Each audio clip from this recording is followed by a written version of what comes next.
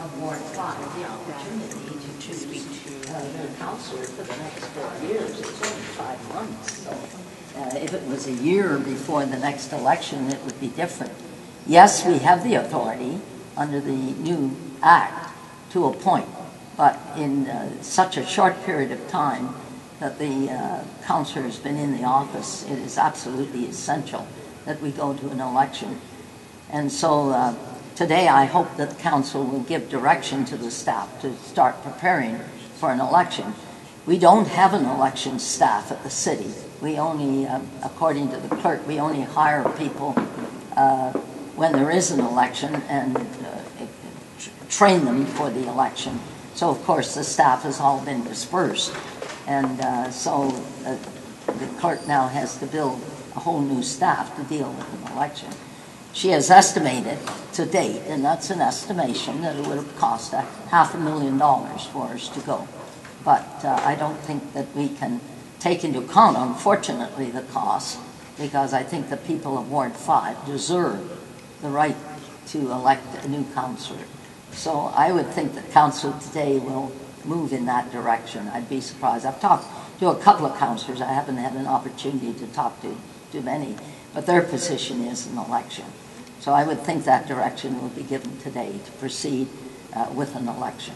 Such a short-term period, it is absolutely, in my opinion, essential that we go to an election. So if there was an election, would you support anyone specific? There has been some word that Bonnie Crombie would be your candidate. That is absolutely a rumor. I went to Bonnie Crombie's party that she was to have as a winner.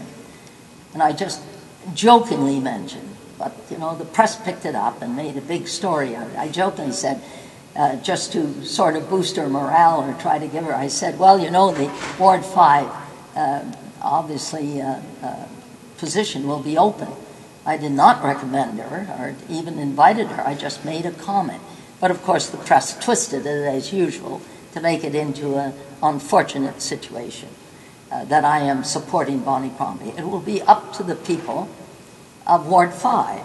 And I'm sure there will be a number of people who will come forward to offer themselves. Yes, I've heard of quite a few.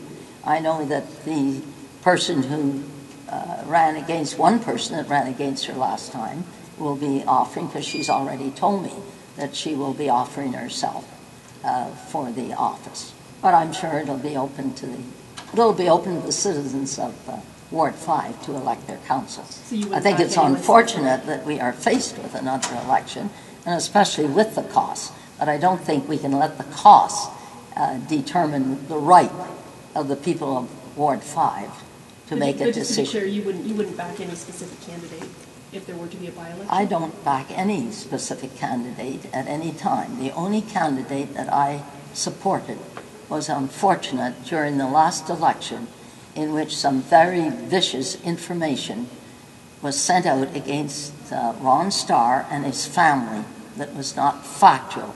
And I believe that I, as mayor, had to take a stand on it. But smear campaigns happen often in politics. But there's a lot of smear campaigns during elections. Why take action on that one specifically? Of all the elections, that's the only one that I ever took a stand on. And I felt it's so essential when false information is spread against a candidate and their family that is incorrect. I think the mayor has that responsibility to take a stand, and I did. A question about the cost. I'm not sure if you're able to answer it, but just reading the papers today, there was this election would potentially cost $500,000. That's an estimate that the clerk gave. It's unfair to tie the clerk down to that. We will know what it will cost when she comes back, which there will be a period, 60 days that we have. She will come back with a factual report. She was asked for an estimate. She gave an estimate. Okay? But it won't necessarily be 500. It could be significantly less. You just heard what I said. Please. She was asked for an estimate. She gave an estimate. Is that the answer to your question? Yes. Yeah, thank you. Just wait, and it's discouraging the way in which things get twisted. Oh no, I'm just because people are going to be reading the papers today and seeing that, And so they're seeing... It's already been seen in the papers. Right. It's already publicized of her estimate. Of course. Yes. I just wanted you to basically address that and you know, Yes, there it's is an a estimate, difference. and I hope it'll be reported as an estimate. All right. Thank you very In much. fairness to the clerk, who was asked for an estimate, she gave an estimate, like my staff, like the staff of the city usually replies, with the facts. And again, it's 60 days, you said? Pardon? 60 days? We'll know for sure? Pardon? In 60 days, we'll know for sure, you're saying? I don't know Okay. when the clerk will be able to assemble the staff and what it will cost to run an election with the advertising. We must let the people know. And there's renting the accommodation, hiring the people to manage to staff the polls, etc. That's all. She will estimate it. She will come back with a more factual figure when she has an opportunity to review.